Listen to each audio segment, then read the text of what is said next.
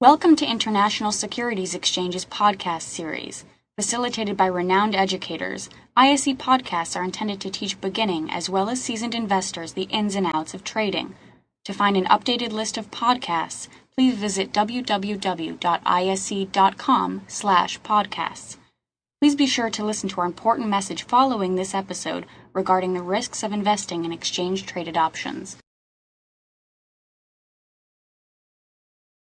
Couple things about the FX options site. I hope all of you have checked it out.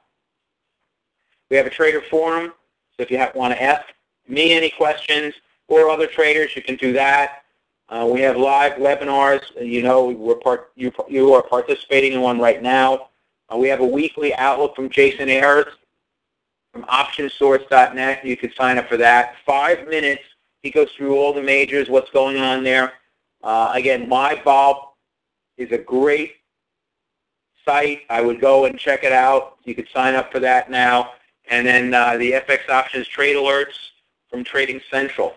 So that's all available at fxoptions.com. Next week, we have Mike Tusaw joining us on February 17th. And on the 18th, I'll be talking about option Greeks. So more option Greeks and option pricing sort of work hand in hand.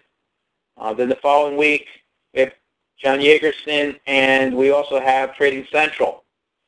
Tony Hansen will be with us in early March, and then I'll be talking about FX options volatility.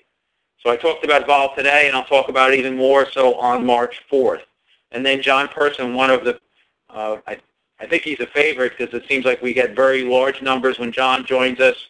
He'll be with us on March 9th, and then Jack Crooks on March 11th. So at this point, I want to turn it to you, all the attendees. I want you to ask me any kind of questions you might have on currency options. Thank you very much for attending, and I'm going to start to answer your questions. Will has a question. He says, do you think that based on the 10-to-1 proposal for spot Forex will have a big effect on the size of trading that will come into the options market? I think that actually might have a huge benefit because I think options trading quite frankly, is much better than cash or spot trading. I started out trading a couple of equities, realized that the options market, because it gave you so many more opportunities, was just superior.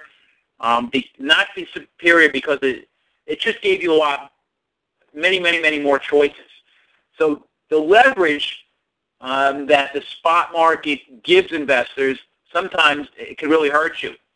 And if they do implement that 10-to-1, yeah, it might hurt the spot market. We, the ISE, think that options are great, of course. We think that investors can use them however best they see fit. So it's really important for all of you to understand the different option strategies so you can select the one that's best. Good site for interest rates. Boy, it's hard to say, John. You might want to go to a place that gives you LIBOR. So that's, but again, maybe it's Bloomberg. That's probably a great place to go. Will has another one. I understand you mentioned fxoptions.com a few times. The actual platform, FX. I'm sorry, that wasn't. It's just a comment. Sorry about that. Thanks, Will. Robert wants to know, when I was showing those volatility structures, what was the site there? That was livevol.com. And I'll show you, I can go back, LiveVol, right there, LiveVol Pro. So go to LiveVol. You can actually sign up right at the ISE. Oops, back to that one. Let's see what other questions.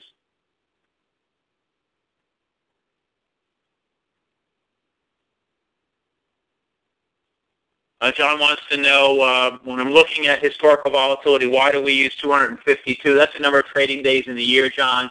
So I hope that helps.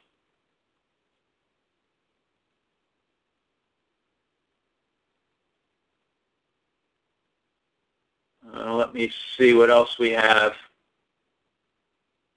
So the big difference in spot and options are volatility and time. Yes, that's it. You know, but if you think about it, spot and options, I mean, look, spot is it's either up or down. So you're looking at it that way, where in the options market, you're looking at up or down, in which strike price, and in how much time. And then, of course, we need to think about volatility. So I don't want to say that it's so challenging, but it's just different. But I think that it allows investors to have many choices. So I quite frankly think the option market is just superior to just trading cash or spot. Will, thank you for the nice comments. Great, thank you. Earl says you might want to go to www.economy.com /default.asp. That might give you some rates. Thank you. All right. John wants to remind me that Steve Mizek will be here on April 6th, so that's cool. Thank you, John. And John says, do I ever see 24-hour trading coming? That word ever, I would have to say yes. Do I see it happening next month? No. But will it ever happen? Probably. Jake wants to know, what is the method used by market makers in setting the bid-ask? The most important thing is their ability to hedge. So if they're trading a company that's very volatile, the bid-ask spreads might be much wider. And if they're trading a company that's, when I say company, equities, that's very liquid, it might be much more tight. That's why we think that the currency markets are just excellent for options, because the currency markets are so liquid. So we think that currencies and options just go hand in hand. We're starting to see more traction, so a lot of volume today in AUM, so go and check it out. Charles, thank you for the nice comments. Really appreciate it.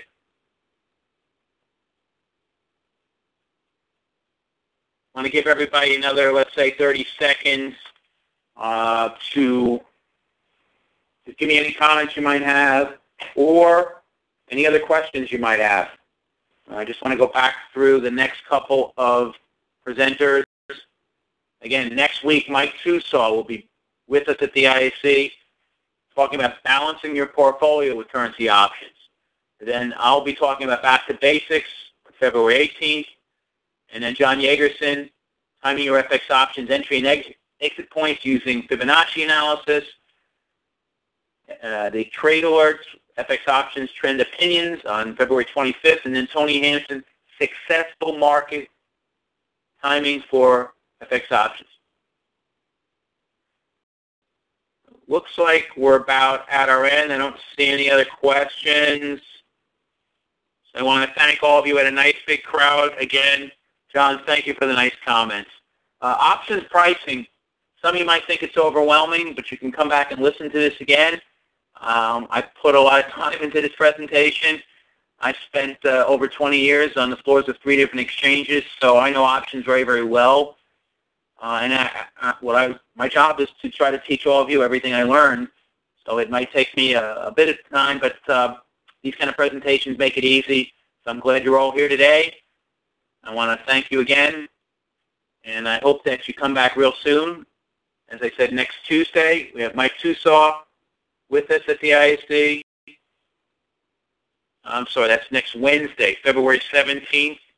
And then on next Thursday, I will be back doing the Back to Basics FX Options Greeks. So if you're interested, if you want to learn more about the Greeks, as I said, FX Options pricing and the Greeks, they work hand in hand. So join me again next week where we'll tackle another topic, the Greeks. I'm sure you'll enjoy it. So on the behalf of the ISC, this is Steve Meizinger. I want to wish you a safe and happy trading day tomorrow. Please come back and join us next Wednesday, where we have Mike Tusaw with us, and then I'll be back on Thursday. Thanks again, and have a great night. On behalf of the ISC, wishing you all a great trading day tomorrow. This is Steve Meizinger saying good night. Thank you for listening to our podcast. To find more podcasts on options, stocks, alternative markets, and market data, please visit www.isc.com/podcasts.